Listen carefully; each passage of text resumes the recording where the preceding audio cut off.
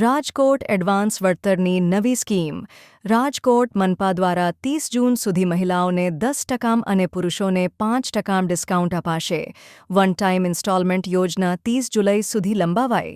આપને જણાવું તો રાજકોટ મહાનગરપાલિકાના વર્ષ 2025-26ના બજેટરી પ્રોવિઝન અન્વયે હાલ એપ્રિલ અને મેની અંદર જે છે એમાં મહિલા કરદાતાઓ માટે 15% તથા અન્ય સામાન્ય કરદાતા માટે 10% વળતર યોજના જે છે એ હાલ આજે પૂર્ણ થનાર છે. તેમાં આપને જણાવું તો કુલ જે છે 3,15,083 કરદાતા દ્વારા કુલ 216.32 કરોડનું જે છે એ ચૂકવણું કરવામાં આવેલું છે. આ ચૂકવણામાં 2,35,198 કરદાતા દ્વારા 147.23 કરોડની માતબર રકમ જે છે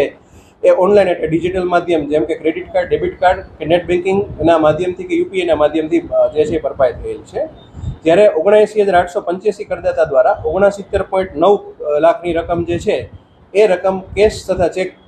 દ્વારા જે છે એ સિવિક સેન્ટર તથા ઝોન ઓફિસમાં ભરપાઈ કરવામાં આવેલી છે. હવે આપને જણાવું તો જે છે એ જૂનની અંદર જે છે 1/6/2025 થી 30/6/2025 મુજબ જે લેડીઝ જે મહિલા કરદાતાઓ છે એમને જે છે એ 10% વળતર તથા સામાન્ય પુરુષ કરદાતાઓ અથવા અન્ય કરદાતાઓ માટે 5% વળતર યોજનાની જોગવાઈ 30/6/2025 સુધી અમલમાં રહેવામાં આવનારી છે. અત્યાર સુધીમાં કેટલું ડિસ્કાઉન્ટ આપ્યું છે? રાજકોટ મહાનગરપાલિકાની જો ડિસ્કાઉન્ટની વાત કરીએ તો કુલ જે 216.32 કરોડની જે રકમ ભરપાઈ કરવામાં આવેલી છે તેમાં જે કુલ વેરો ભરપાઈ કરવામાં આવેલો છે તેમાં 22.27 કરોડનું માતબર ડિસ્કાઉન્ટ તથા પાણીવેરામાં 1.48 કરોડનું ડિસ્કાઉન્ટ એટલે કુલ 23.75 કરોડનું જે છે એ વળતર જે છે એ રાજકોટના શહેરીજનોને વળતર રૂપે આપવામાં આવેલું છે. ખાસ કરીને બીજી જે સ્કીમ ચાલે છે લાંબા સમયથી વેરો બાકી હોય એનો વેરો વસૂલવા માટે એ સ્કીમ શું છે ને એમાં શું ફેરફાર છે? વન ટાઈમ ઇન્સ્ટોલમેન્ટ સ્કીમ વિશે આપને જણાવું તો હાલ જે છે પ્રાથમિક દરજ્જે 1 એપ્રિલ 2025થી લઈ અને 31/5/2025 સુધી જે છે પ્રાથમિક જે છે એ સ્ટેન્ડિંગ કમિટી તથા જનરલ બોર્ડ દ્વારા તે દાખલ કરવામાં આવેલી હતી. તેમાં કુલ પાછલી બાકી એટલે એરિયસની રકમના કુલ 25%ની 4 સમાન હપ્તા તથા ચાલુ સાલનો જે છે એ રકમ જે છે એ મુજબ તમે જે છે 4 વર્ષના જે છે સંપૂર્ણ રકમ જે છે એ આપ દ્વારા જો ભરપાઈ કરવામાં આવે તો એ મુજબ જે છે એ મુજબ નિયમ અનુસાર જે છે તમે રકમ ભરપાઈ કરી શકો. આ યોજનાની એક ખાસિયત હતી કે તમે આ યોજનાની અંદર એક વખત એનરોલ થઈ ગયા પછી તમને કોઈ પણ પ્રકારનું નવું વ્યાજ જે છે નવું વ્યાજ તમારે ભરવાનું થતું નથી અને તમે નિયમ અનુસાર જે છે એ એપ્રિલથી મે સુધીમાં અને હાલ જે છે એ 30/7 સુધીમાં કારણ કે હાલ જે છે સ્ટેન્ડિંગ કમિટી દ્વારા તાજેતરમાં જ હાલ 1 લઈને 30/7 સુધીનો સમય વધારો કરવામાં આવેલો છે. આ સમય વધારામાં પણ જે છે કોઈ પણ વ્યક્તિ જો બાકી રહી ગયા આ યોજનાની અંદર તો આ બાકી રીતે યોજનાના જે અમારા રાજકોટના મિલકત ધારકો છે એ આ યોજનાનો લાભ લઈ અને આ સમય દરમિયાન એનરોલ પણ કરી શકશે અને પોતાનો નિયમ અનુસાર મિલકત વેરાનો હપ્તો પણ ભરી શકશે. 450 કરોડનો ટાર્ગેટ છે. 216 કરોડ તો અત્યારે ઓલરેડી શું લાગે છે કેટલા સમયમાં ટાર્ગેટ? 450 કરોડની અંદર જે છે હવે જે છે નિયમ અનુસાર આ એવા બાકીદારો હતા કે જે રેગ્યુલર જે છે રાજકોટ મહાનગરપાલિકાની તિજોરી જે છે એડવાન્સમાં છલકાવી આપનારા હતા. હવે જે છે રાજકોટ મહાનગરપાલિકાએ આ વખતે જે છે એ નિયમ અનુસાર ટાર્ગેટ પણ પૂર્ણ થઈ રહે અને ટાર્ગેટથી વધારે રકમ આવક મળી શકે એના માટે થઈને પ્રથમથી જ જે કોઈ પણ રકમની એરિયર્સની રકમ બાકી હોય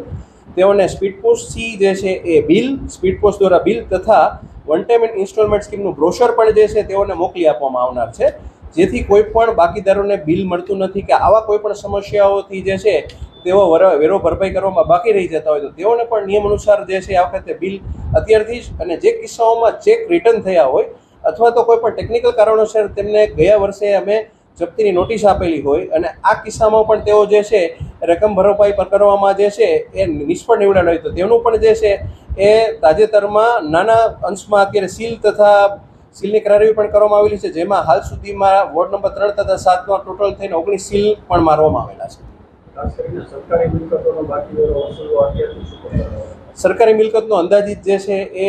100 કરોડની જેટલો જે છે વેરો જ બાકી છે. સરકારી મિલકતમાં હાલ તમામ મિલકતોને જે છે એ બિલની સાથે એક જે છે રિક્વેસ્ટ લેટર પણ આપણે અત્રેની કચેરી દ્વારા ફાળવી આપવામાં આવેલો છે.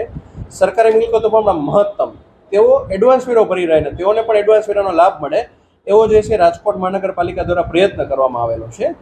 ઘણા સરકારી કચેરીઓમાં જે છે એમાં ફક્ત જાન્યુઆરી, ફેબ્રુઆરી કે માર્ચના અંતમાં જે ગ્રાન્ટ આપતી હોય તો તેઓને પણ નિયમ અનુસાર બિલ તથા તમામ વિગતો અત્યારથી જ મળી રહે તે માટે થઈ અને રાજકોટ મહાનગરપાલિકાએ આ વર્ષની શરૂઆતમાં જ પત્ર દ્વારા તથા બિલોની જે છે અત્યારે જ જે છે તમામ સરકારી કચેરીઓને બિલની વિગતો મોકલી આપવામાં આવેલી છે અને હવે જે છે એ નિયમ અનુસાર દર એક મહિનાના અંતરાલે તથા જરૂર જણાય એથી ઓછા સમયના અંતરાલે પણ જે છે એ તમામ સરકારી કચેરીઓ સાથે યોગ્ય ફોલોઅપ કરી અને જે છે તેઓનું પણ યોગ્ય રીતેના તમામ માગણું જે છે એ મહત્તમ કક્ષાએ વસૂલી શકાય તેવા પ્રયાસો રાજકોટ મહાનગરપાલિકા દ્વારા વર્ષની શરૂઆતમાં જ હાથ ધરવામાં આવે છે.